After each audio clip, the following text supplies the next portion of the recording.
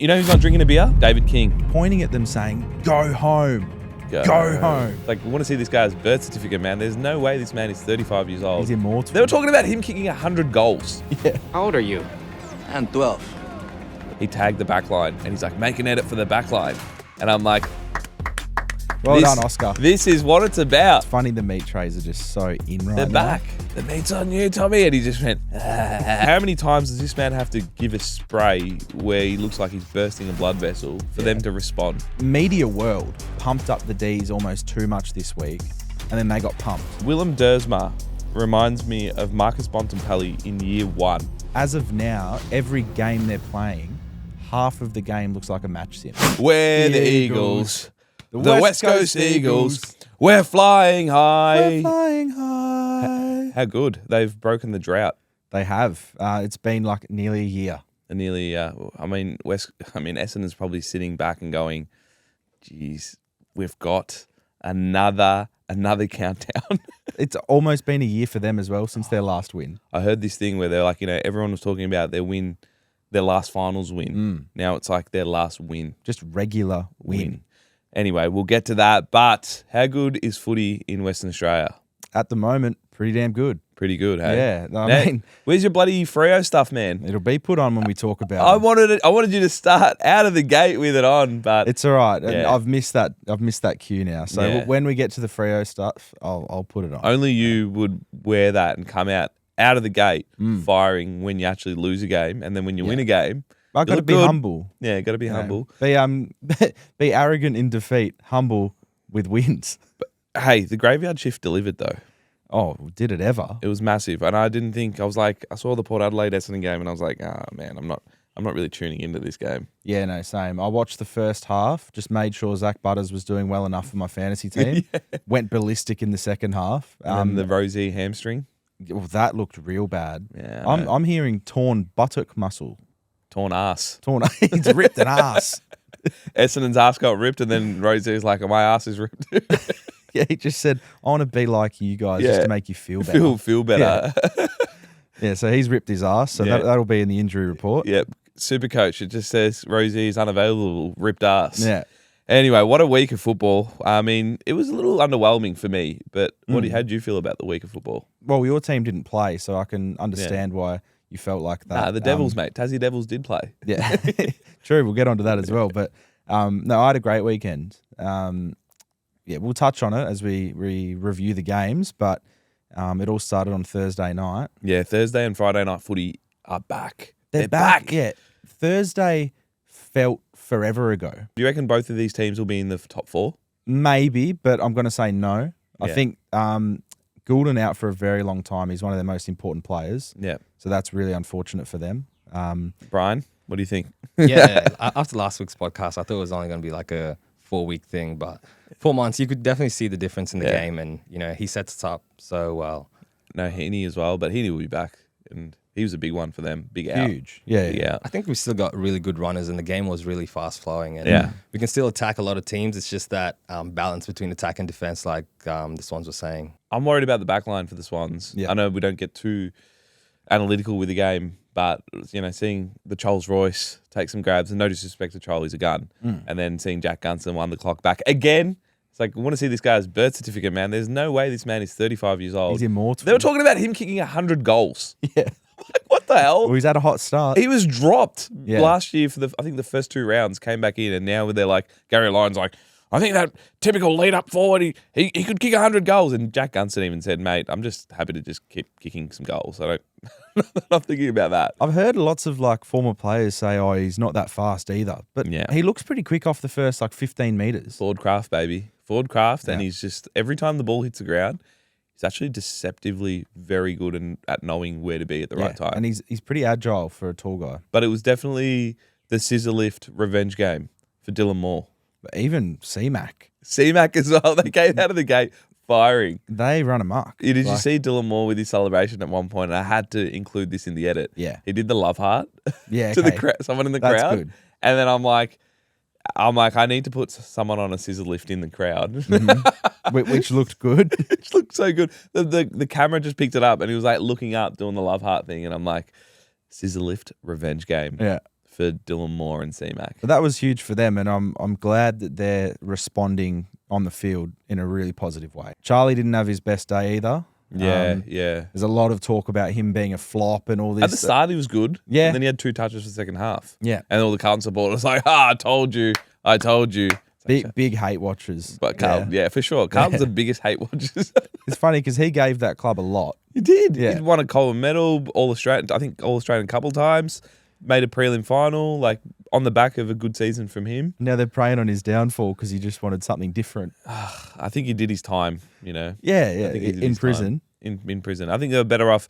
I think we'll look back at that and be like, it's a win-win for both clubs because I don't know if he was going to deliver, like have this level of output. I mean, it's not like he set the world on fire. Yeah, exactly. But I think Charlie would be better for the long run. That was a tough game. Tom Barrass, the Mr. Meat Tray, the meat man.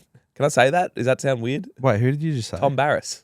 I thought you said Tom Paris. Did I say that name right? Tom Barrass? Yeah, that's right. Yeah, I said Tom Barrass. Yeah, but Tom Barrass. Yeah, he's the meat guy. Yeah. He's the meat guy, man. Yeah, he's the meat guy. He's the meat guy. He was like, there was a bit, and someone, shout out to this guy who sent it to me. He's like, there's about minute 30 left in the game, and it looked like a teammate just said, "The meat's on you, Tommy," and he just went, ah. He went like that. I've got to clip it up. It's so good. I'd already done my edit by that point, but this guy had sent it to me, and he's like, "Mate, I'm pretty sure Tom just got reminded that he's winning the meat again." Do you get that a little bit? Like people watch games and send you things they think you should do? They are now, Yeah. which is great, which is awesome. The type community, they're all invested. They'll be like, "Hey, minute 30 left." Like they'll send me the obvious ones, like Yeah. Vossy just tried to body slam Ed Langdon and stuff. Yeah. But this one here, I didn't see anyone pick it up, and I'll clip it up and I'll put it in there. But it's so funny. He's like, I'm pretty sure his teammate just reminded him, he's got the meat. That's But elite. I watched that game in that second half, and I'm like, mate, this bloke is best on ground. And there was another meat tray moment that we'll speak about in a bit as Yeah, well. yeah, in the Rioli's, Suns yeah. Richmond game. Yeah, The meat trays are back. they are and better than ever. Better than ever. I mean, Thursday game, what a ripper. We loved it. Yep. I mean, don't throw bottles at players. That's something we learned. Like Yeah. Nick Watson didn't even see it, but that's crazy. That's abhorrent behaviour. Crazy by- was also Watson after winning the game celebrating in Yeah. front of the cheer squad, the Sydney cheer squad. Sydney are well behaved too, usually. Yeah. So for a Sydney fan to throw a bottle, a Sydney fan in Melbourne Yeah. as well. Well, he's pointing at them saying, "Go home, go home." What do you think? You like Nick Watson? I think he's going to do that It's, to Tom, it's literally a Tom Papley. Yeah, of he's all gonna, things. exactly. He's going Yeah. to do that to every team. Yeah, you know? Tom Papley does the same thing. People love Tom, but I think Tom doesn't interact with the crowd as much. Yeah, you know, that's he'll true. pump up the boys, Yeah, but that's yeah. about it. Look, we don't condone throwing bottles. No, we don't. No. That's awful. No, and But- I thought, like, for the theatre of the game, what Watson did to the crowd was awesome. yeah. But it I'll is remember that. antagonising them, but never throw stuff at Yeah. players. And let's not mention the 5-day break because Callum Mills is not about that. No. Yeah. Speaking of breaks, the Adelaide Crows are going to have a 6-day break and they're going to play Geelong. Mm-hmm. Now, they played on Friday. They played against the Bulldogs. That was probably the best game of the year that we've seen so far. And that's crazy because the Bulldogs probably featured in the other one, which was against Brisbane in opening round. So there's some cracker games the Bulldogs are playing in at the moment. They're exciting. You were ready. You were just like, I'm not buying into the hype because their backline was probably their best part of their game on Friday. Yeah, no, I'll put my hand up. But it was a hold for the rest of the season and finals. Yeah. Because they'll be there. Yeah, They'll they could in be the premiership, finals. but you're like, just not sure where I sit. Yeah, no, because I personally, this is just an opinion. We can't get too offended just by an opinion. right? Okay, yeah, we can't do that. Yeah, no, we can't. I think the Dogs will play finals. Yeah. They'll nearly be top 4. Yeah. Right? They've had a brilliant start. I still think they're a key defender short. Buku was awesome. Yeah. Our boy, All Australian, Buku was awesome. low key, I reckon, on track. But anyway, yeah. and- O'Donnell was great too. He's maturing. Yeah. Yeah, but I still think that there are a lot better defences in the competition. Well, they just played against Riley Thilthorpe, Darcy Fogarty, and Taylor Walker, who are like the three-headed monster in terms of key forwards, and they did a really good job. So, like, it probably told me that this team defense-wise, can manage Yeah. on their deck too. So that's a big win. Well, that's a for good me. point. Like, Yeah. team defence, you don't have to have the biggest stars in the world to win flags. So that's true. And you know what their big thing was? Their synergy. I don't know if you saw Oscar Baker. Oscar Baker in the comments was like, obviously kicked that amazing goal, but in the comments, he tagged the back line and he's like, make an edit for the back line. And I'm like, Well done, Oscar. This is what it's about. Oscar worthy. Oscar worthy for Oscar. And you know what? I always find that whenever I've played local footy, I always find that if the chemistry between the backline is good, you can take on the whole world. Damn, that's deep. You can take on the whole world, yeah. The So, backline. How about this? I'm going to put it on the Dogs to go and win the flag, prove me wrong. Yeah. But I'd be happy as long as it's not against my boys. Yeah. But I'll be happy if they win the flag. They're like everyone's second team, right? Yeah, well. Do I have a story for Yeah, you? we did. Yeah, story time with Jamo. So, Dad, Papa, John Yeah, Lennon, Papa. shout out. John Lennon. Not Not the the Beatles. Beatles one. Not the Beatle, but still has a good voice. Yeah. So he did some work for the Dogs back in the day. He was a Ford scout. Yeah, So he'd go okay. to like waffle games and he'd say, this guy's good, this guy's rubbish. Yeah. Don't look at him anymore. But essentially, he got a 1-game gig working for the Dogs as the board guy, holding board up the whiteboard, moving the magnets around. And they came over and played West Coast, who were a raging hot team. 2006, massive. I think it was Yeah. 2006. It was Yeah. the era where they were winning shit. Yeah. And he was the board guy, so he's got the Western Bulldogs polo. They came over and beat West Coast on their home deck. I think I remember that. Yeah. Dad was in there singing the song. That's wild.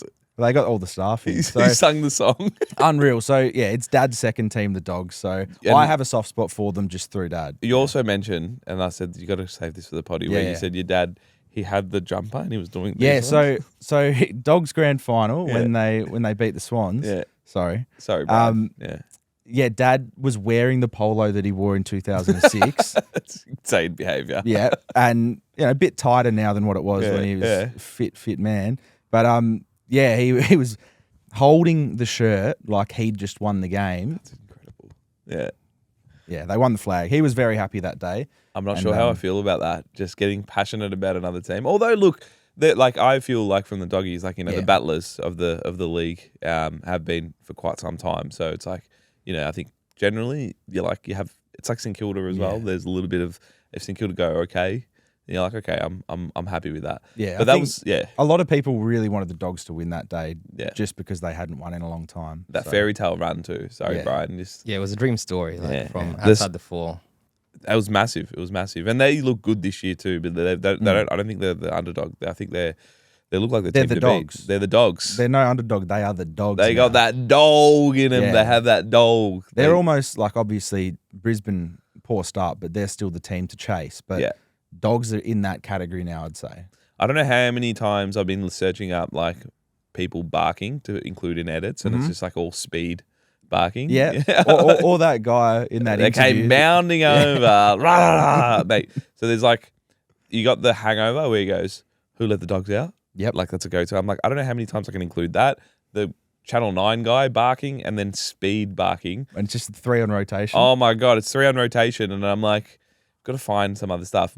Buka Karma says Booker T. That was cool. Yep. That was a good one. You just got to think a little bit left of field, but Bont as God. Yeah, that's an easy one. That's an easy one. And this is a little bit of an insight into the meme machine. But the Doggies, that's funny because it's like every time you win, someone will always message through to be like, come on, get the guy barking again. Give it to us. Like I did it already, That's man. class. Stop it. So God, seeing yeah. Bevo do happy things, smiling, like not being angry at reporters all the time, journalists, like, Wow. yeah, this is like a new thing we're seeing. Yeah. And I'm here for it. I mean, I think a happy Bevo is a happy dog. He doesn't have the handlebars, no mo. I said, Oh, when no we- mo. no mo. I like that. When we don't see him with those handlebars, we know things are going well. I think Yeah. things are generally going well because I think the last time he had this look was 2016, where it was like that clean look, Clean, yeah. and then progressively he started to get this mustache, handlebars, started picking fights with. I'd be scared faced on Bevo, but it's a different thing. But yeah, I saw him. So I was watching the Fox coverage and post game. You know how they sit in the rooms. He came in and just slapped back Gary Lyon on the ass. I was like, did not expect Bevo to be slapping Gary Lyon on the ass to be It's not like, the first time Gary Lyon's been slapped on the arse either. You went Anyway. there. You went there. But yeah, happy Bevo. Wait until midway through the season. Will we see the handlebars or the mo come back? Yeah. Imagine if he does it just before finals and then it's like, oh, We'll be on handlebar watch. Yeah, pop that on the bingo card. Pop that Bevo's handlebars. Sounds a bit weird. Yeah, it does. Yeah. Chopper Reed. Well, Bevo turns into Chopper Reed. That's what it is. Like some of their old dogs, some of their old dogs like Libba, obviously continues to keep playing well. Yep. Doesn't look pretty. And I was watching the game and I had a few mates over and we were talking about the comparison that Sam McClure made when he said Nasai Wanganimillera is a Ferrari while Ed Richards is a tractor. Yeah, it sounds insulting to It Ed. does sound insulting, but then he tried to say tractors are expensive. It's like, That's true. I don't know what But you're they doing. also, Yeah. tractors are like, they're Slow, workmanlike. yeah. They chug along. Which I don't think Ed is. Ed's got some spark about him. He's quick and he can kick a goal from outside 50, likes to run and carry. I reckon it was a poor comparison, but it got us thinking, right? It got us thinking if players were to be cars, what would they be? So we were thinking Tom Liberatore, Yep. Toyota Camry. Cool. I like Because it. you know what? Last the time. And when you order Uber, what rocks up at your door? Toyota Camry. A Toyota Camry. Just comes in, delivers, no fuss. Can we call him like a 90s Camry? Because 90s Camry. So I asked ChatGPT, okay, to compare these players to cars and to spit it out because I couldn't think of anything else outside of Libba. So I wanted one for Bont. I wanted one for Barrass, Mr. Meat Tray, Zach Merritt, Max Gorn, and Nick Watson. And just quickly before you go with this, Yeah. do you reckon they succeeded? Were you happy with the result? I was very happy because I was happy to an extent, but I'm like, I couldn't think of anything better. So I'm like, it's good. All right, let's do Pretty it. good. Okay. So Marcus Bontempelli, The Bont. the Bont. First of all, what would you think Bont would be? Just off the cuff. Don't have to give me a description. What would you think? If you had to think Bont was a car. Bentley or like a brand new Toyota Hilux. That's not bad. Mercedes-Benz S-Class AMG. Yeah, okay. Smooth, I'm powerful, so far off. elite class. Doesn't need to be loud to dominate, which is correct. Everything just works. Interior, luxury. Engine, ridiculous. You know you're in good hands the second he touches it. Okay, that's way better than me. That's exceptional. Yeah. I'm like, I reckon that is a 10 out of 10. And then you've got Tom Barrass, Mr. Meat Tray. What would you think he would be? Big defender. Yeah. And it's a car, not like a truck, is it? It can be. I'd say like a Land Cruiser. Yeah. Oh! He's nailed it, has he? Toyota Land Cruiser 79 Series. Built like a brick, reliable in the harshest conditions, not flashy, but you're not getting past it. Ever. It's just Certainly ever. weren't on the weekend. Yeah. The kind of car you trust your life with and your backline. I reckon that's bang on. That's awesome. Yeah. That is so good. Now, Zach Merritt. Now, let's full disclosure. I don't think chat knows that Zach is like non-committal. Okay. All right. Okay. I was It's going more to his play style. Yeah. His play style. Audi RS3. Now, I don't know what an RS3 is, but I know what an Audi is. He goes clean, efficient, underrated zip. Not the biggest on the road, but slices through traffic with precision. Blink, and he's already gone. 25 touches later. Blink and he's already gone from the club. Take it off. Get in the RS3 and he is out of there. Yeah. Get in as quick as possible. Okay, now we've got Max Gorn. There's only a couple more to go, so this is not going to take up the whole podcast, but it's interesting. What is the tallest car on the market? Ford F250, lifted. Takes up space. You feel him coming. Dominates aerial contests like a truck running over cones. Not built to be subtle. Built to impose. Hell yeah. Yeah. I feel like they're nailing it because the prompt that I gave it was like, give it to me with their play style and their personality, but I'm not sure how much they would know about their personality because it's not really out in the web. No, Like, you're not true. going to be able to find Zach Merritt wants to leave Essendon. Like he might, but it's not going to really pick it up, right? Your prompt was good though, because we're getting some good answers here. Yeah. Yeah. Now, finally, we've got Nick Watson. What do you think Nick Watson will be? You know those those like micro cars in Europe? They're like they're like one seaters. They've gone Nick Watson, Subaru WRX, P plates. Slight chaos. That's what it's got. It's got fast, twitchy, a bit unpredictable, can do something electric at any moment, or slightly overcook it. I think that's awesome. That's perfect. That's got me stuttering. It's that good. Nick Watson is a WRX, but with P plate. P-plates, yeah. He goes, you're either cheering or holding your breath. Yeah. So true. Because sometimes he'll burst out and he looks awesome, and then he'll like make a mistake, Yeah. or he'll do something incredible, lift everyone out of their seats, And then get a bottle thrown at him. yeah. like that. That's That's a good funny. one. That was very good. Yeah. Is there any that you would think from current players that you'd come to your head? Because we had Libba that we thought of without the help of AI. Yeah. And I think we got Libba like down pat. Yeah. Yeah. Or from Freo, Sean Darcy, bus that doesn't work. Just a big truck that's just laying in your garage, just being like, come on. The bus used to work. Yeah. He was actually a Best and Fairest winner. Yeah, and you've just renewed the Redro on it too. Yeah, which is crazy. May as well put club permits on it, I reckon. Yeah. Club permits. You only take it out here and there, but I feel like when you take it out, it's okay. There's signs. Yeah, there's signs. But you've already got another truck in there. That's like a little bit more mobile. Yeah. That's efficient, fuel efficient. Very well. Yeah, but the bus only works half the time. Yeah, I think this is good. And let's say you're going on an hour drive, you can only get halfway there, and then he's got to stop. Yeah. But diesel prices are very expensive, so I don't know True. to keep this guy up and running. One more. Yeah. Let's say Petrarca, like Alfa Romeo. Oh yeah, that's a good one. Alfa that's Romeo. class. Yeah, classy. Yeah, very very classy. Alfa Romeo. With the diesel engines. So. Yeah, the Alfa Romeo is really good with But Petrarca. The Italian as well. The Alfa Romeo's just got a spike in the tyre at the moment. It does. Hamstring awareness. At the start, I was a bit worried about it because I'm like, are they just like saying that he needs to be arrested? Yeah. Turns out he's out for 4 weeks. Yeah, awareness is crazy. We'll talk about that too. Because Saturday, you had a big Saturday, didn't you? Big Saturday, flew out to Tassie. History, isn't that right, Brian? Beautiful. And let me tell you a story about Brian. I'm going to tell this to the whole world, right? We're flying into Tassie. Now, Brian hasn't been to Tassie before, and it was an early morning flight. It was a fly-in, fly-out job. Brian's got his head in his hands behind the camera here. And Jacob Gaynor can attest to this story. So we get on the flight, and I'm like, Brian, you're rugged up. Yeah, and he's like, man, Tassie, it gets cold, man. It gets really, really cold. He's got thermals, got all this stuff. And I'm like, this man looks like, in Cool Runnings? Yeah. Just before they run down the street. Yeah, this man is like just never seen the cold in his life. Yeah. It's like, and I'm telling you, he's well traveled. Yeah, so Very much so. really well traveled. And then I'm like, okay, interesting, but you know what?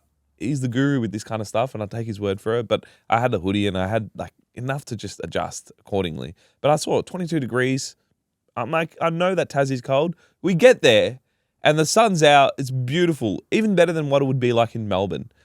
And this man's like, it'll get a little bit cold. It'll be all right. And then we get in the Uber and he's like, oh, man, it's pretty hot, yeah? Then we get to the ground and it's like the sun's out and it was just like, I can see this man sweating. You know, that Key and Peele skit where he's just like sweating? And like that was literally Brian behind the camera. And Jacob's just like comes up, meets us. He's in shorts. He's wearing a shirt. He's like looking over. And I'm like, bro, you got to change, bro. Yeah, so fortunately we got the access to the commentary box or the social media box, and he got into something a little bit more comfortable. But it was such an amazing day, wasn't it? Hey, like for footy with the views that Hobart has to offer, it's like crazy. And like it felt for me like it was such a community football club. Like it was, when you think of Geelong and you see the whole town get behind Geelong. Yeah.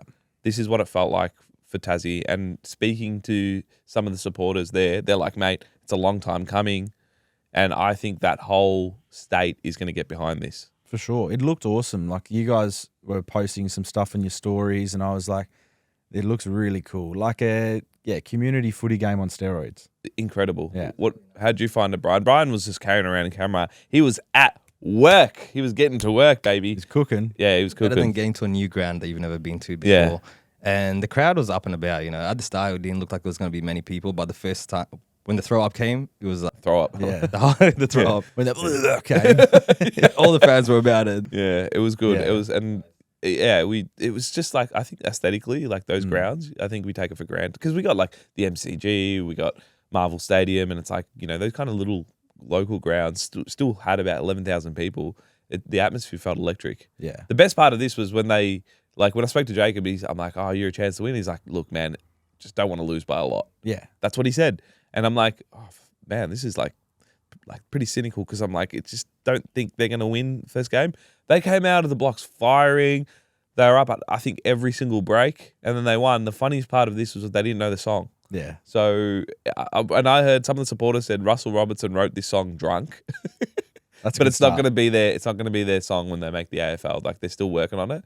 But like a lot of those guys, they had to read off the Brian was capturing all of this, which was great. Papers on the floor, Yeah, and no yeah. one knew what was going on. It was hilarious. Even Jacob was having a good old laugh about Good it. old, and they didn't know. The funny thing is, like, you know, when even if you don't know the words to a song, you know the way it Like flows. the tune, yeah. The tune. Yeah. They didn't know that. They're like, all right, you start it. No, you start it. They're like, oh. And I saw the video that you guys cooked up, and they just had like a few pieces of paper on the floor. Yeah. But not everyone could see it. Only the people on like one side could. The other people had to read upside down to try and do the words. It was crazy. It was so crazy. It's But like a roller coaster. Honestly, singing the song was like a roller coaster. Exactly. Yeah. exactly. Yeah. It was like a bunch of pissed guys, like at the end of the night, being like, "We should sing a song." That's Yeah. what it felt like. Yeah, that's awesome. But it's good. It was. We were part of history. So Round of applause to Tassie. honestly, you know, you said Bulldogs are everyone's second favorite team. I think Tassie might take the cake there. And do you think both of you guys, like, because you're a part of something so early that you've got a soft spot for them and like a potential second club type thing? Well, I think so because like I think I've never felt more welcomed Yeah. at a football ground. Like walking around doing content, you always feel like, oh, is it a bit jarring? Feels so wholesome, man. Like, Yeah, it's great, and they're doing a great job out there. Shout out to Jacob. Good to see how the man operates too, and yeah, he's doing a great job there as well. I think he's a bit filthy that they're not in the AFL sooner, Yeah. because he's itching to go. He's ready to go. but he'd have stuff banked up, ready to go. Mate, he was like telling me, he's like, "Oh, the doggies game was great. Do you want my folder? Do you want my?" I'm like, "Nah, sick. it's good." Because I was telling him the same thing where I was like, "Man, I'm running out of the doggy stuff." But yeah, Saturday, I almost forgot the AFL was on because I was over there, and like it's been a while since I've like been away from the AFL space, like Yeah. because I'm always like footy's on, I've got to make sure I cover it. But yeah, Richmond played Gold Coast. Yeah, they did. And It started off as Competitive. a pretty competitive game. Yeah. And then, as everyone expected, Gold Coast just broke away and Yeah. put a bit of distance on them. But yeah, the best part for me was the Rioli tackle Crazy. on Rioli. How's Dimmer saying whoever gets tackled by Morris, that they have to buy a meat tray? It's funny the meat trays are just so in right They're now. back. Yeah. They're back. I reckon Brownlow night, instead of carrying the armor guard guy, instead of carrying the briefcase full yeah. of votes, it's just the meat tray. Yeah. Yeah. Imagine that. Matt Rowell, instead of biting into his Brownlow, he's biting into a big T-bone. That's a meat tray's a week of free food. That's it. Like, it's underrated. Yeah. Like, I heard on Fireball actually, Yeah. Kane and Kingy were talking about it, and Kane was like, "Oh, it's like rubbish. Like, it's not that good." But then Kingy went into bat for it and said, "No, mate, they're underrated. You don't Yeah. know what a grown man will do for a meat tray at the That's pub. true. That is true. They'll pay more to go into the raffle than the meat tray is worth just to win it." Christian Petrarca, hamstring awareness. You know, he was on track to win a Brownlow. I reckon he was probably the best player in the comp the first 2 weeks, or up there. And that hamstring, I was like, is he just going off because he needs a rest? But then soon we found out that he's out for at least 4 weeks. Yeah, it's funny like how coaches are using hamstring awareness Yeah, when they know that he's tweaked it, or like they're just hoping. yeah. Or is it just to like shut the media up and just say, yeah, like he should be right? Imagine they start using awareness for everything.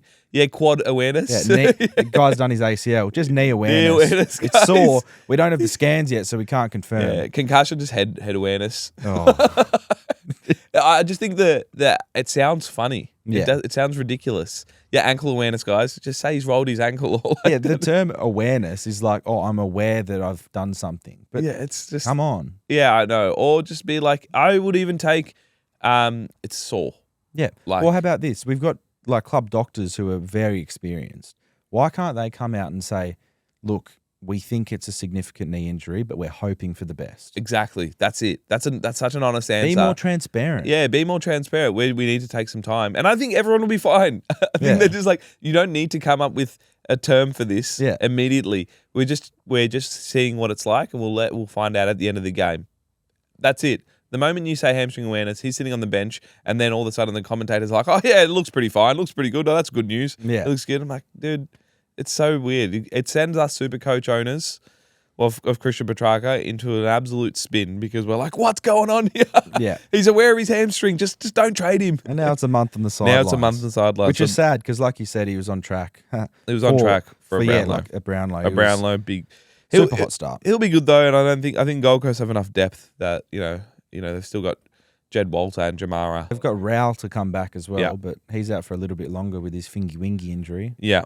But they're the only undefeated. Well, them and the Doggies are undefeated. So, I actually have a fun fact. here we go. We didn't speak about this. Yeah. But, we love Jamo's fun fact. Yeah, I might do one a week. Yeah, love it. Go. So- fire away. Obviously, there's some teams that have played 3 games so far who had the bye, but no team that has only played 2 games so far. So there's 12 teams that have played 2 games. Not one of them have won both. So every single team that's played 2 games has lost a game. So no undefeated teams that have played 2 games. Correct. And there's only 2 undefeated teams in the entire They competition. played 3. Yeah. Gold Coast and Western Bulldogs. Yeah. On to St Kilda as well. They get their first win. It could have been 0-3 for them, but Ross would have seen it as, we could be 2-1. We could be 3. We could have 3 wins on the board. But the reality is, we're 0-3. But that's not the case. They've won 1. Yeah. And they just got there. Wasn't pretty. Yeah, and it was a delayed start as well. There was some lightning around the ground. I could not believe it. I was trying to do content. I was coming back from Tassie and I'm like, well, this is going to eat into the other game because it never does that. And it annoyed me because I was at the pub and we had to wait for that game to finish before the other one came on the TV. Oh, wow. So I had it on my phone. I wasn't going to miss a bit. But Yeah. But yeah, no, Kingsley was fuming because Swear jar. GWS were really, really poor. They jumped into the game horrifically. Yeah. And yeah, they're missing players, but I don't think it is an excuse to play the way they did. There was a lack of effort. They were beaten in the midfield. They were just smacked. My theory is when you're a team, like an interstate team, your home ground is everything. Yeah. Because it is a Vic comp. Let's be honest here. It is a Vic comp. It's like every time you get an opportunity to play at home, like whether it's West Coast or whoever it is, Make it count. you have to be like that first quarter. Even if you're at the bottom of the ladder, you've got to come in and just give a bit of fight. Yeah, exactly. If your first quarter is elite and you die off, but you tried really hard Exactly. as a average team, you accept that. But GWS are seen as an above average team. Yeah. And they put in a below average performance. I would even argue, even when West Coast they only won 1 game last year. Like I feel like whenever teams played at Optus Stadium, For the most part, for the first quarter, they would Yeah. go nuts. And there might be some teams that blew them out of the, but they were the shittest team in the league, right? Yeah. GWS aren't that. NG Stadium is meant to be, that's the home turf. Yeah. That's the farm, baby. That's one you defend. That's the turf that never, ever looks good on TV. Ever looks good. But that's the one, that's what you call home. Don't be dishing out that first quarter to St Kilda out of all teams. Just talking about turf, I love good-looking turf, good grass, nice green, luscious, nice to All right, the eye. Fraser Gehry. And man. I was talking with one of my mates at the pub, and I was like, a lot of players say they love Adelaide Oval, right? This is on the Friday night. They love Adelaide Oval. It's one of the best playing surfaces. And then my mate points at the screen and he goes, mate, like every time someone's running, there's sand going everywhere. Yeah, I heard what's about going that. on? Yeah. So like every time someone was running, there's sand flying up. And he was like, it doesn't look that good. And I was like, fuck, man. Like what I just said goes completely against what's to the eye timing. test. I wonder why they did that. Why the Adelaide Oval? Is that because I don't know. they're playing the cricket final there? The Sheffield Shield? Or maybe. But that's weird though. Why would they put sand? Yeah, and it was in the Ford 50s. It was Weird. I don't know. Like it's Just a little beach play. Andrew Dillon's like, you know what we'll do? We'll add a little beach AFL element to this. Miami. We're playing on the beach. Opening round was such a great success. We love all these buys, but you know what we'll do? We'll add another element into this game. No one's wearing Guernseys either. It's just Speedos with your team's colours. Everyone bunch of wrestling smugglers. around in the sand. Yeah, Joshua Shelley, get in there, mate. NRL's going to Vegas. We're playing beach footy, appealing to the masses. Only in the forward line of Adelaide Oval. That's what we're doing. Yeah. That's it. I saw Dan Does Footy post something about it with an AI image of the beach, and I didn't register. But then I looked over it again, and I'm like, okay, that's weird. That's strange. But yeah, the NG Stadium. That was a terrible start for GWS. And like, how would you feel as a supporter? Like, obviously, clearly, Kingsley is a well-respected coach. But how many times does this man have to give a spray where he looks like he's bursting a blood vessel for them to respond? Like, that's crazy, right? I thought, like, because he's a big, strong guy, he's like the Hulk. I thought that he was going to tear apart that commentary box. So tear apart the coaching box with his bare hands. It looked like it. That was scary. And It he was like looked like veins popping out. He was going red. Damn. I mean, if there were an extra 5 minutes in that game, I think the Giants win. Oh, yeah, they were coming. The orange tsunami was in full effect late. But that's one that got away for them. Yeah, They won't St be- Kilda evacuated before the tsunami Yeah, got they it. got on. They were on the flight, ready to go. Yeah. I mean, Ross was dancing in the rooms. Did you see that? That was fun. Ross is fun again. Ross and Bradley Hill. Ross is like, come here, brother. little jig. Little jiggy. Yeah, I love Yeah. it. Ross is a walking meme. I mean, leading up to this game, we Yeah. saw David Zeta post on his stories with Ross giving the finger to the media. Yeah, that was funny. The Owen jokes are done. They are. They're on the board. And this might be the start of their juggernaut. Yeah, I wouldn't say juggernaut. They're good. They won at NG Stadium. But what was it? How many points They was won it? by, I think, like four points. Yeah, 4 4 points. points. But 4 measly points. let them enjoy it. Let but them they enjoy it. get 4 big points for winning. Exactly. So congratulations to Saints. Yeah, maybe it does give them a little pep in their step for the next couple of weeks. You know who aren't going to have a pep in their step? The Ds. Yeah, I mean, Are the Ds shit again? well, Too early to go. what was funny is you made an edit from our podcast, which was awesome. To pump up the Ds. Yeah, but I the think Ds are back. this is the problem. Yeah. The media world pumped up the Ds almost too much this week, and then they got pumped. Yeah. Pump Yeah. for pump. Pump. Yeah. You know what's funny? Like the footy me knew this was going to happen because Fremantle wanted to respond after losing a close game. Yeah. And then I knew the Ds were just like, they probably didn't have as much to lose. Oh, here we go. He's back on now. I'm Here back he comes. on, baby. For those viewing, or if you're not viewing, pull over. Just start watching. Pull over, start No, watching. no, don't. Look at this guy. Because right now, I'm feeling ecstasy. Yeah. It's Wharfie time. It's Wharfie time. Yeah, no, I was You super cop that. thrilled. You take that win though. It's a good win. Yeah, no, I was super thrilled with the result. Really, really happy. And there's a few cult figures growing at the club. Dudley, Yeah. what a hot start he's had. Isaiah Dudley. Did he kick 3? He kicked 3. He Dud kicked 3. 3. Yeah, Dud 3. Yeah, I saw that. He kicked 3 in Geelong as well. Yeah. So he's off to a hot start. And he's just Coleman. So Dudley Coleman. Give him the meat tray. Yeah. give him the meat tray. yeah, that's it. Yeah, no, because he's really been performing well and like came from nowhere. Like Yeah. he's from Adelaide. He was an SSP player, just Yep. picked up. And we've done that with a few players like Voss, who was in the media a lot. Is he family with Keziah? Because I feel like they're like really close. Because last year they had this moment together where Yeah. they were hugging and they were saying about how Keziah was Keziah has SA links as well, so Yeah, I'm not too sure. potentially. Yeah, but no, he was superb. I think it was Shea Bolton's best game in purple. He really stepped up. Kick 2, had 31. And you guys are good. I'll give you Yeah. that. I'll give you that. You guys are actually good. You just can't afford to lose games like the week before. Yeah. I think that's going to be the tester. I think list for list, I think Freo should be a top 4 team. I think list wise. Yeah. No, I agree. And like what you mentioned before about how teams that aren't in Victoria need to win at home and make their home a fortress. Yeah. We really need to do that. Exactly. And I think last year we won 10 of 13 from home or something, or 10 of 12 from home. Like it was decent. Yeah. So yeah, we need to pick up wins away from home. But no, I was pleased with what I saw for the most part. Shout out to Christopher Sherry. Christopher Sherry, first game. Debut, 20 touches, small pressure forward. Yeah. Showed a lot. Apparently he was one of the most nervous players anyone's ever seen before a game. He had all of his family come over from Melbourne and he was like, super scared to play. But then he tore it up and did really well. So shout out to him. And yeah, I'm over the moon with how we played. And now we roll into Richmond at home. So Yeah, another one. So you're not leaving at all. no. I'll be in purple most weeks, I'd Yeah. say. Yeah. That's but yeah. crazy. So West Coast. That's insulting. Yeah. Fremantle doesn't have to leave, don't have to travel at all. Like that's literally just stay there. Just stay at home. Stay at home. Oh man, Richmond, they're in the hurt locker. I Yeah. reckon. Oh, they might show a little bit for a little Nah, bit. they're in the hurt locker. Okay. They're in the hurt locker. I'm telling you now, Shea Bolton might actually put. Careful, he might kick 6 on you. Yeah, we'll talk about that as well. I think, yeah. Is there a part of you where I'm like, I'm watching this Fremantle team and I was thinking about, imagine Cozzy decided to, like, in a different universe, Cozzy decided, imagine Cozzy and Bolton in the same team. I think about it every time I watch Melbourne play and he does something good. I'm like, damn, we could do with an electrifying guy that could go into the midfield. With, yeah. Because sometimes we're You've a got bit... Sarong and Brayshaw, just workmanlike, right? Yeah, we're very one-dimensional at times. And then we tried to be different with putting Jackson in there, who, gives you a different look. But I think personally he can do that from the ruck.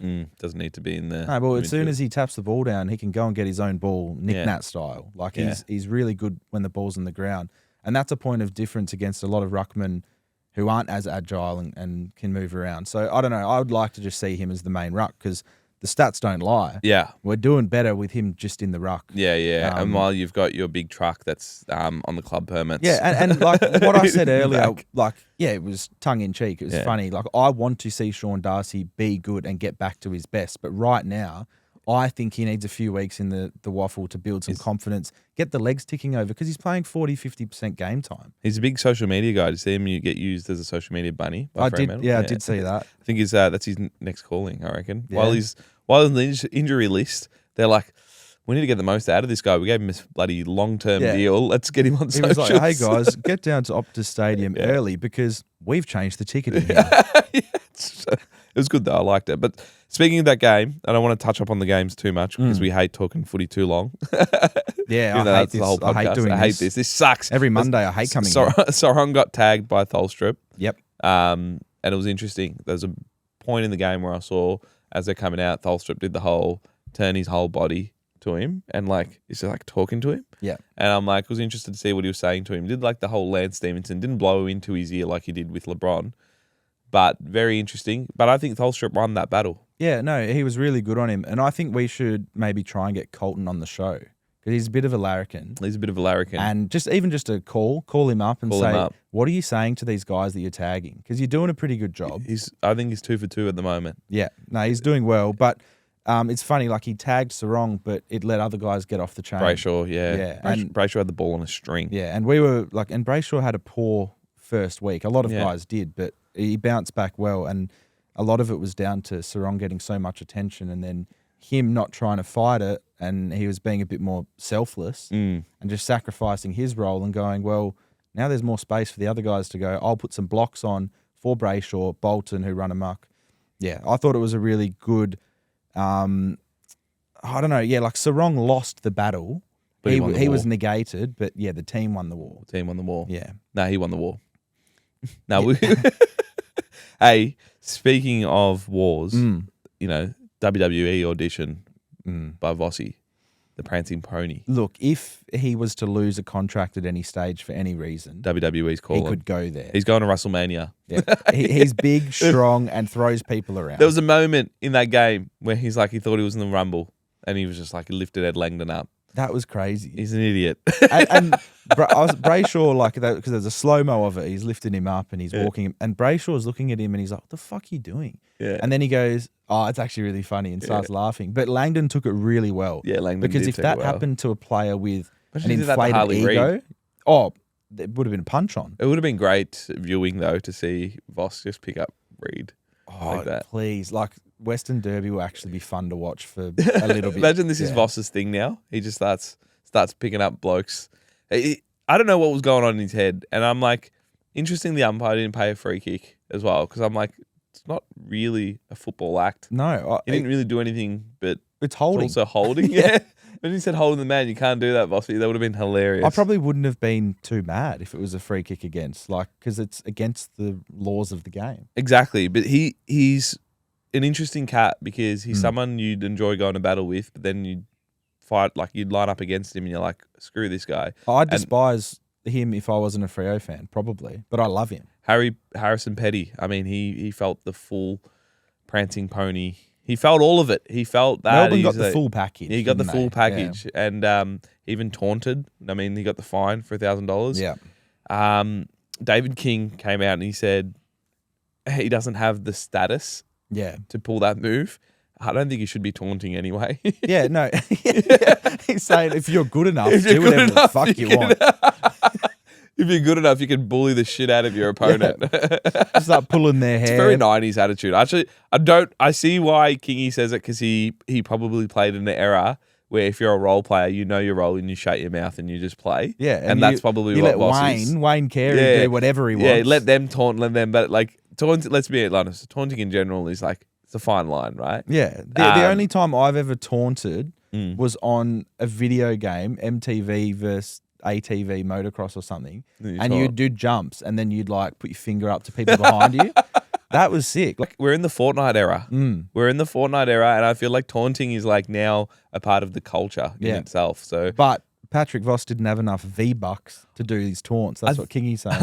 I think he's just not. He just doesn't have the status. Yeah. Look, I reckon him rubbing the head would have been okay. Yep. But I think the moment he did the cry, the Yeah. tears, that was when you lost everyone. AFL bingo. BINGO bingo is his name. We really bro. need a sting for this. We do. But we still haven't got an AFL player to give a bird while playing. No. We had Ross Lyon do one, which, he's not a player anymore. It was an interesting one though. Ross Lyon gave it during the week. Teams 0-2, but you know what Ross will do? He'll give the finger and then he'll do the. Yeah. You see that? That was like, oh. It reminds me of like a granddad, and like you go over and he treats the grandkids and stuff, and he tells a joke and he goes, "Oh, shouldn't have said that." Yeah. Like, just a funny guy. Funny man. guy. He's he's had 16 years of AFL coaches contracts, so he's pretty happy. True. Yeah. He'd be doing well. He'd be doing really well. He's fine. One thing though, and this isn't we're not crossing this off, but I reckon this is going to be in the media, is that Harley Reed had a massive game, and one of the ones that I had on the bingo card was that Harley Reed wants to go back to Victoria. Yep. Or there's going to be chatter around that. Now, from my understanding, he has maybe a 2-year deal, or it expires at the end of 2028. Yep. So it's not a long time. It's not a long time. Usually teams start circling when there's a year left on that deal. And if the trade can be facilitated, it does. So as this season progresses and as Harley shows signs of maturity, like the way he did on the weekend, we might have a few clubs that have a bit of a war chest circling around Harley. Yeah, let's put a watch on it, because I can definitely see it happening. Yeah. Don't know if it's happened yet, but I reckon it's coming. I think that Merritt not going to Hawthorn's keeping an eye on this, I reckon. Yep. Because their list profile, get rid of Gunston. Their list isn't that old. They're quite young. They're still in the window. I feel like Harley's going to come on sooner than we think. Yeah. And he could be someone who's injected into that Hawthorn midfield that could make them straight away. Well, They are premiership contenders already, but they could be even better. I think he'd be better than Zach Merritt, I would say. Yeah, we get more, you get longer time out of him. And there's higher upside. Plus, with Hockball and the way they go about it, and how they're all excitable, they celebrate, they get in, other teams' fan bases' heads, right? Bottles. Imagine the amount of bottles that Harley would get thrown at him. Yeah. Well, I think that Harley would fit into that culture of Hockball. shit stirrers. Yeah. Yeah. Them, you know that Geelong's going to be knocking. Geelong's always there. Anytime there's a high profile player who's, almost out of contract, they'll be there. Geelong's always there with a farm. A farm. Some brown paper bags. But it'll be interesting. It's definitely a watch on that. We're not crossing that off by any means. No, but it's a watch. It'll happen soon, no doubt. A team that's got a bit of a war chest, it was a team that we saw on Sunday. And I mean, they've got the war chest, but it's whether the desire for any player to go play there is going to be interesting. Yeah. It's Essendon, right? Yeah, it's like they got a war chest, but they've lost the key. Yeah. They can't get in there because, someone's hidden it. Yeah. No one wants to come have a look at it either. Yeah, it's whoever wants to keep Merritt there, keep him in prison. They've thrown the key away. That was a rough Sunday, man. Yeah. I heard you had a pretty rough Sunday as well. You got on the beers. Yeah, no, so back. Friday and Saturday night, big nights. Caught up with all the footy as I do, as a professional would do on a show like this. Yeah. Met the push-up king. Just Story time with Jamo. I want to hear this. Down at the local pub, the Bridge Hotel in Richmond. Shout out. And it was just catching up with some mates, and there was this, it looked like a work function or something, like a lot of people in their 50s, and I also could have just been a 50th birthday. I don't know. Just analysing the age here. I remember there being balloons. It might have been a birthday. It's probably more than likely a birthday there, Jamo. Anyway, so there was this guy, and he just looked like the worst person in the world. Yeah. Not great. I'm going to call him the push-up here, and you'll figure out why. Yeah. So I just heard him say, who wants to do? Let's do a challenge. Who can do more push-ups than me? So in the pub. Yeah. Well, they start on the concrete floor. Yeah. He goes down, and then some blonde woman in her 50s went, and sorry if she's in her 40s as well. I don't want to discriminate. Could be 50s. The balloon said otherwise. Yeah. They start doing, they were going to do a push-up challenge, but then she goes, no, let's do a bridge. And clever me, bridge at the Bridge Hotel. That's funny. Anyway, put it on my story. Didn't get much from it, but that's fine. We saw it though. Yeah, no, that's good. So they're doing a bridge. He wins, got a bit more core strength. And then he gets up and he goes, winner, let's do push-ups now. Who's next? The push-up. And it was really loud, and I'm trying to watch the footy, and I'm getting annoyed, and I'm just like, it's entertaining, but it's also pissing me off a lot. So he yelled at that woman too? Yeah, without saying, fuck off, next. He said that in another... This is all, who's all next? in the week of like the manosphere. Yeah. Getting all this stuff. Exactly. He'll be on... Part 2. Yeah. Louis Theroux doing push-ups with this guy. Louis Theroux in Richmond.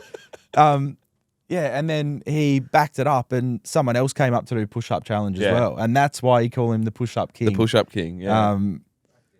Back it up. Bridge Hotel. Not a king in my eyes, but that's all right. Shout Interesting. out I think the way you came in and told us, I think I just met the worst human being. Yeah, no, it was just a weird moment where it's the guy who wants all the attention. He's loud. Everyone else is trying to have a good time. Yeah. And he's like, oh, you're not physically stronger than me, so you're a bitch. Yeah. Fuck that guy. Yeah, Louis Theroux doc coming. Yeah. And I hope I don't run into him at the Bridge Hotel. Man, you know who looked like he's been doing push-ups? The Hornet. Oh, the Hornet. The Hornet's looking big. What a turnaround from 1 week to the next. Huge. I have to apologise because I was a bit critical on the Hornet. He had the Harry Potter invisible cloak on in the previous game, unsighted. Didn't want to go anywhere near the footy.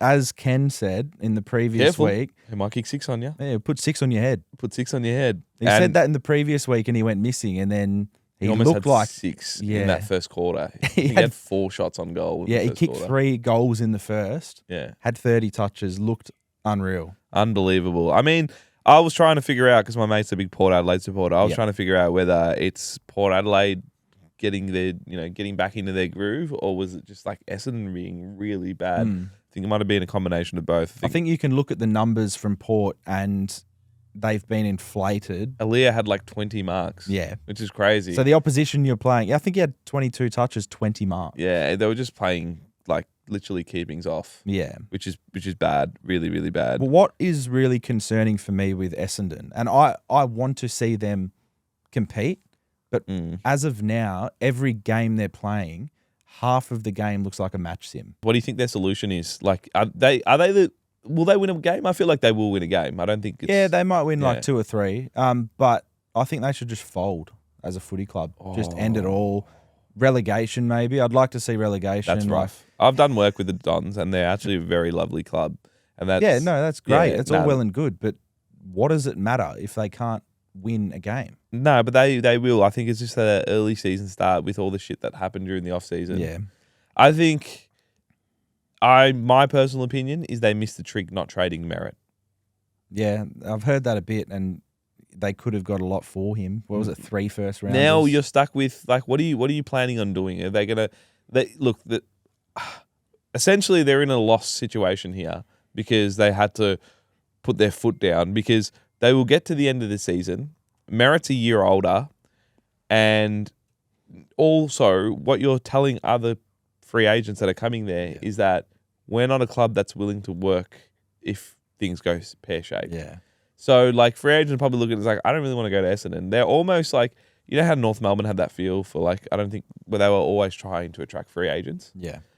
Essendon's almost getting into that where I think Jack Riewoldt said something about they're not in the Big Four anymore. No. And that's crazy because, like, growing up, I always thought Essendon was a big club. Yeah.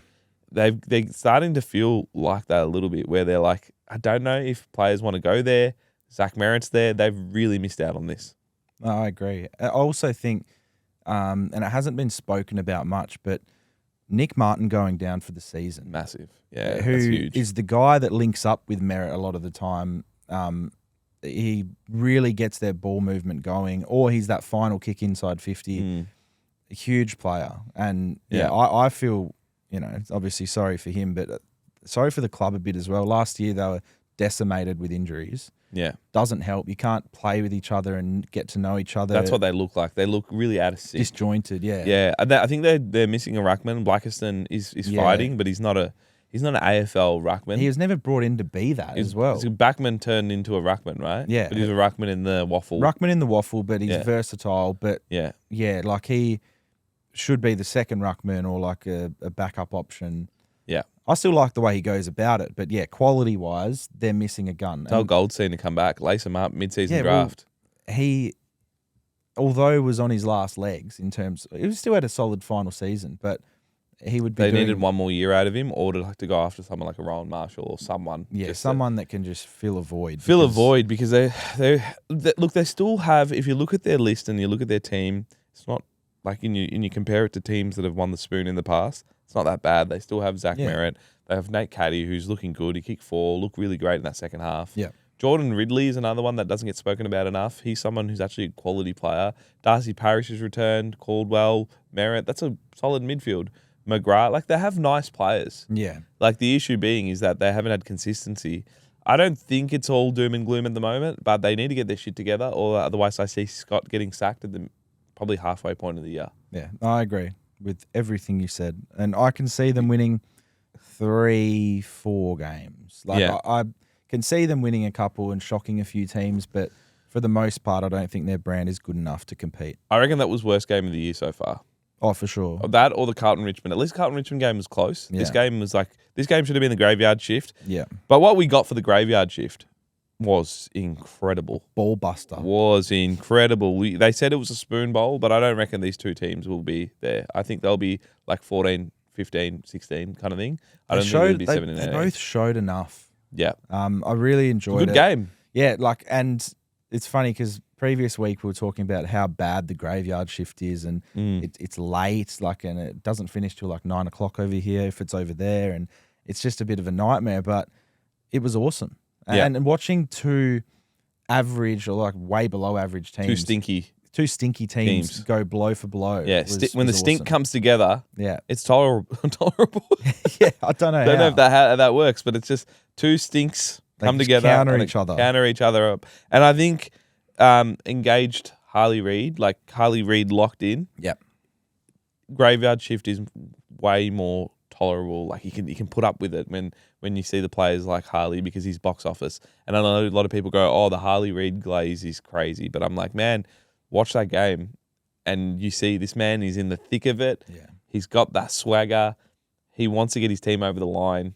They're gonna be box office, I reckon, West Coast when they start climbing up the ladder. Yeah. They've got those players. Well, it also helps when you're on the bottom of the ladder for many years in a row. You get the good players, like you get in terms of the good 18-year-olds, who are locked in there for 2 or 3 years, who have to be there, which gives you a few years to keep them there, to show them enough to stay. Like Willem Dersma looked really good. I know he didn't have a heap of it, but when 15 touches and 2 goals. Okay, that's solid. That's a solid game. Yeah, for sure. One of the things I want to say with Willem, and I'm going to clip this up because I am going to put this out on the record, is that Willem Dersma reminds me of Marcus Bontempelli in year 1.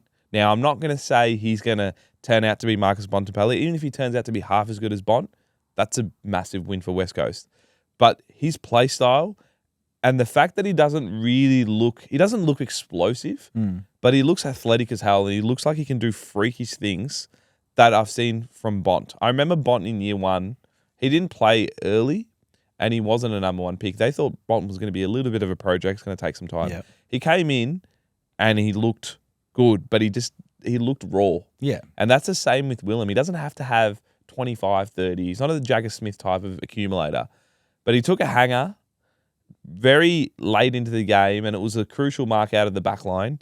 And then that the one that he floated in from the side. Yeah, that looked Fife-esque. Fife-esque. So, and Fife was really skinny. Yeah. Like a tall, skinny kid who didn't look like he would be anything. Fife and Bont are very similar if you look at it like the way. I know Fife's a little bit more of that contested beast where he'll go in, big body, but they're very similar, right? I think, your Bont comparison to Willem is great.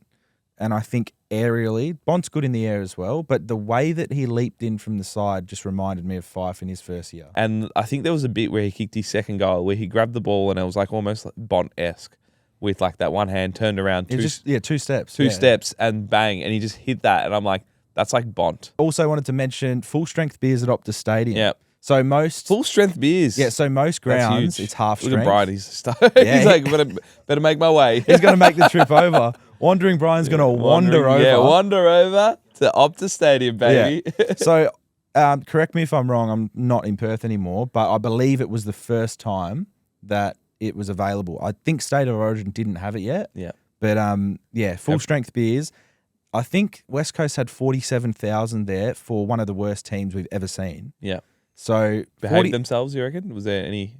I'm not sure. Yes. I haven't seen anything that suggests otherwise. Yeah. But they were loud, hostile, and energetic, which I think is huge. I think it helped West Coast. Some of the players post game who have never played in a crowd that big before, the young kids, they were like, that really, really helped us, and it's better than I could have ever imagined.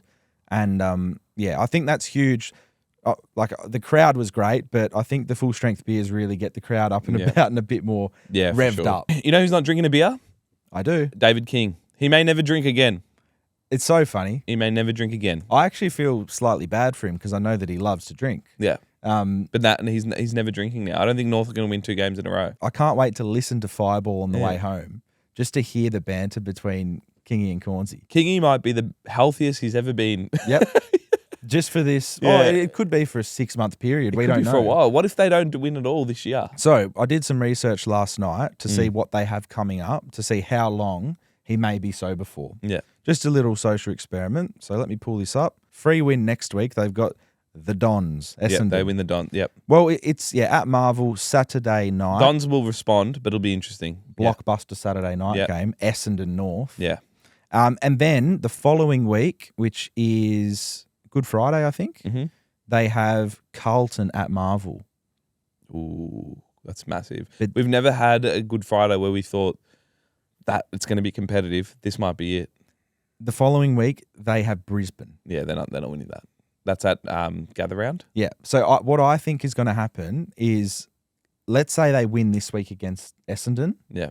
The following week, I think they might lose to Carlton. And then they've got Brisbane. So they might get, all right, we've won one against Essendon. Yeah. Oh, then we lose to Carlton. Lose to Brisbane. Then we lose to Brisbane. Then we have Richmond. Win. We might be able to win that. Then they have GWS away. Then they have Geelong, Sydney, Adelaide, Gold Coast, Fremantle. Then he might never drink again. I think he will never drink again. I think Kingy might actually be the healthiest person. Kingy might actually join Kane and do some marathons with him. Walk and talks and runs. Fireball 601. Join us on our bloody walk or run. I just wanted to quickly touch on something funny that I listened to after the North game. Yeah. Was Comben struck Reed and then it sparked a melee. Did you see that? Yeah, I saw that. 3/4 time. Is that when Yo kicked that goal from Brilliant the boundary? goal. Incredible goal. And then so Reed's ran over to give Comben a bit. Like he's ran over to let him know about it. Yeah, we love that. Yeah. And then Comben's just gone with two fists, a bit of an elbow, bang straight in the jaw. Yeah. We love Comben too. We love Charlie. Yeah. And then after the game, Harley's gone, I was running over to Yoey to celebrate, and it was a pretty dog act. Oh, he said that? Yeah. He was like, it was a dog act? Yeah, he was like, it was dog of him. It was a pretty dog act. But he ran over to Comben and then he just said, I was running over to Yoey to celebrate. I just found that funny. Reed had a great game. You've got a massive game. Legacy game. I reckon legacy game. He's never had a 30-ball game. That was his 30-possession game. And I reckon there were so many times where I'm like, he can cross this line where he can give a free kick away and he can really cost the team momentum. And he didn't. He played within himself. He still had that edge. Yeah. I think he's going to get tested more and more, but he looked like a leader. He looked like, I'm going to bloody battle with this guy. Yeah. And he's going to lead us from the front. He was ragdolling. There was a bit where when I was doing an edit, he literally got tackled by Sheasel and it just threw him off him. He was like, get off me. And then he stood over him too. Yeah. He also palmed off LDU like he weighed nothing. Yeah. And he's getting bigger and better. And I think this new haircut, I'm digging it. Yeah, it's pretty good. And Milan Murdoch, another good game. He's got a dog in him. He's got a dog in him. He Mr. Sparky. Whenever he would kick a goal or Harley would do something good, they've got this connection synergy, already. Yeah. And they run up to each other and they smash their chests against each that. other. Yeah, and they're like, there's in your edit actually. Yeah, it was great. No, those two together are dogs, and I think West Coast have some exciting things to look forward to. Yeah. In saying that, they could lose 20 games this year. Okay. Now, that is a perfect segue into our rebuild review, and we're doing things a little differently. We don't need to chuck on the stuff. I'm gonna make a decision today. We don't need to... he's going to chuck it on anyway. I'm not chucking it on. Jamo, I want to do things a little differently here. And we did it differently last week as well. We praised Melbourne for their rebuild, and look what happened. Yeah, there's a few cracks that appear. Double picket fence has just been smashed down. Smashed down by Freo. But I want to talk about, essentially, I would say these are the bottom 4 clubs at the moment. And it could change. West Coast, Essendon, Richmond, and North Melbourne. Yep. If you were to rank who would be closer to a flag in terms of their rebuild, who would it be and why? If you had have asked me this before the season started, I'd say North. Yeah, North. Technically, they've been rebuilding for 10 years, so you'd say it's going to happen. Plus, talent-wise, they've got some really, really good players. And ready-made players as well. Yeah, so like on paper, I would say North. Yeah. Experience-wise, I'd say North as well. Yeah, yesterday suggests otherwise. It's a sneaky one. West Coast are just like sneaking their way up this ranking for me. All right, so let's slap Essendon down the bottom. Yeah. And this can change, guys. It's not. This can change. This can be a week-to-week thing. But Essendon's form would suggest they're not there. Their rebuild is struggling. They're VFL standard. Yeah. All right. So Essendon down the bottom. Then I would go Richmond. I think this is purely on the fact that they're only like a year or two into this rebuild. Yeah. No, I think that they have like really good players who could play in the next premiership, but it's far away. Yeah, I think Richmond established the model of going to one draft and trying to just get yourself up and rebuild straight away from there. Here's a tip, Essendon. Play Farrow. I think they will. He's got a booming left boot, and he can shore up your defence even though he's a kid. And he killed the VFL too. Yeah. But yeah, so Richmond at 3. Yep. Who's at 2? I'm going to go West Coast. I know they've got the best young crop of talent, but I think North are more experienced, even though they just lost. It seems a bit like wrong for me to be saying that, but I still believe North are slightly ahead of West Coast at this current moment. Yeah. I think what we need to understand is the highest level of upside in this rebuild. I think North are more equipped to climb the ladder. I don't think they're equipped to have a premiership tilt because the upside of their players, I think, are capped. Where I look at West Coast and I go, Harley Reed could be a top 5 player in the comp. Yeah. Yeah, they've got untapped potential. And then I like Shanahan. Shanahan's amazing too, the forward from West Coast. He doesn't get talked about enough. He's a star in the making. Yeah, I agree. No, and then I'm still going to go North at the top. Yeah. Although I am agreeing with you a lot here, but I just watched West Coast win one game last year. Yeah. They've won one. It's been 2 weeks. They've won one this year. But their younger players, I feel like, are greater than the younger players in any other team, except maybe Richmond. Yeah. But I would say West Coast, there's a few more up their sleeve, I think. Rebuild's over, which will now bring us into our final segment because that looks good. I like it. All right. You look like a nerd. Getting too excited. The final segment, and we love this segment, it's a buy, sell, hold, where you can kind of vent a little bit, Jamo. I put a lot of thought into it every week. You love it. I do it. Usually I'll get 1 or 2 the night before, and then I come here 10 minutes early and sit out the front, believe it or not. I sit in my car, and it's always the sell that I struggle to do. Yeah, I had a little bit as well, but I find the sell easier for me. Okay. I find the hold is difficult. Negative, nasty person. Nah, Sell. There's always room for improvement, so I want to sell. I'll start off with my buy, and my buy is Thursday night, Friday night blockbusters returning. That's a massive buy. I'm buying high-scoring games. Absolutely loving it. I don't know, will it die off as the teams, shore up their defense and whatnot? But it's way better than like a dour 60-40 game where, St Kilda, Freo used to be involved in a lot of those. But footy at the moment's entertaining for the neutral fan, providing both teams care and are competent enough. Yeah. But yeah, high-scoring games, loving it. The rules are probably helping that as well. The lasso rules definitely helping. Love the lasso under. I want to see umpires do it, like if the end of season Christmas party. Yeah, lasso. Hey, sexy lady. What I'm selling is the early season buys, and I know there's been a little bit of attention for this. Yeah. I fucking hate it. Yeah, And they I've tried stink. not to swear so much of this podcast. You're allowed But 3 per show. It's fucking shit, man. I looked at who's got the bye this week. The doggies have the bye. They're the hottest team at the moment. Like, we are getting, I want to see these good teams. But Every week. Yeah, the Gold Coast have a bye. Like, come on. Yeah. What's going on? Like, It's a slap in the face to the supporters. we just had Collingwood, Brisbane, Carlton, Geelong all have a bye, and they're all interesting teams. It just sucks. We had, fortunately for us, Thursday, Friday night delivered, and then the Sunday night game was good. Everything else was pretty average. Like, even the St Kilda GWS game, it was very patchy. Yeah. So this is meant to be the start of the season where the vibes are high. What do you reckon, Brian? I agree. I totally agree. We've definitely had a couple of these chats, and just seeing like Sydney and Hawthorn are also out.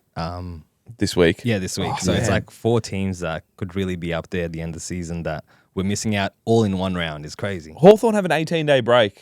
Tom Barrass is like, I'm cooking all the meat, boys. It's got enough for 18 days. Mate, But plenty. that break is ludicrous. Ridiculous. Ridiculous. It's like another preseason they can have. And ideally, you just want to stack like pretty much the best games in the first 4 rounds of the season, just to get people excited. It's like weird, right? I don't know who's in charge of that, but it's I'm not a big fan of that. I'm selling any glimmer of hope I had for Essendon showing anything this season. Wow, you've really gone hard on Essendon. Yeah, You that's wanted them not to even a fold. hold. Yeah, That's a sell. No, That's a sell. and I want them to fold because they're ruining my footy experience when I watch the games. I watch the games and I'm not filled with any inspiration. Well, I know what you'll be doing Saturday night. North Melbourne, Essendon. Yeah, I won't be watching. No, I will be watching. You'll be there with the push-up man at the Bridge Hotel. I love footy too much. Yeah, I'll be there arm in arm. Doing the push-up. I'll imagine I go in, I challenge him. Yeah, it'd probably be more entertaining than watching Essendon play. Yeah, But nah, it's but not bag Essendon. Well, I just have, so I'm Yeah, gonna it's have to double terrible. down. I Yeah. like those boys there. I like the young fellas there. This is because you've met them, you're friends with them, like you I like like them, them. they're good, No, yeah. you like them Yeah. as people. Yes, it's different. Yeah, it is true. Yeah, Like, it's different. I love people. I Okay. love certain people. Yes. Doesn't mean they're good at something.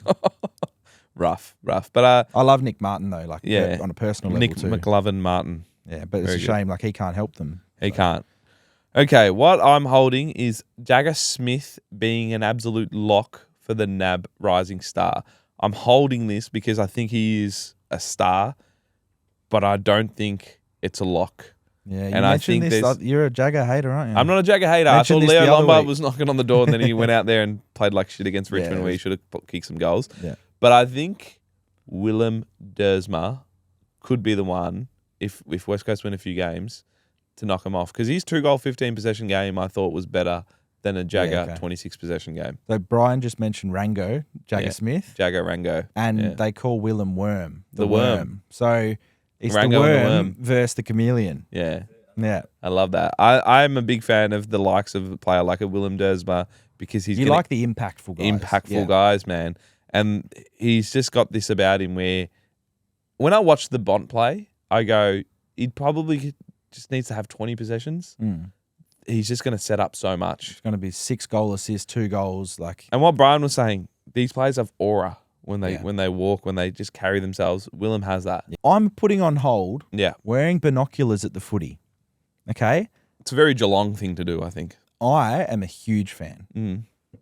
Watching the footy at games live in the flesh is awesome, but it can be difficult to see what's going on. Big screen. Yeah, but then you're watching the screen. You might as well be at home. Like, I want to watch the actual sport. So, growing up, like my dad had a pair of binoculars, and I'd nick them off him. I'd use them, pop them on. You can see everything, and you're watching it in like 12K quality. Yeah. It's awesome. So I'm putting it on hold because right now it's not a big trend. If you go to the MCG, you're going to see 10 pairs of binoculars out of 80,000 people. Yeah, right.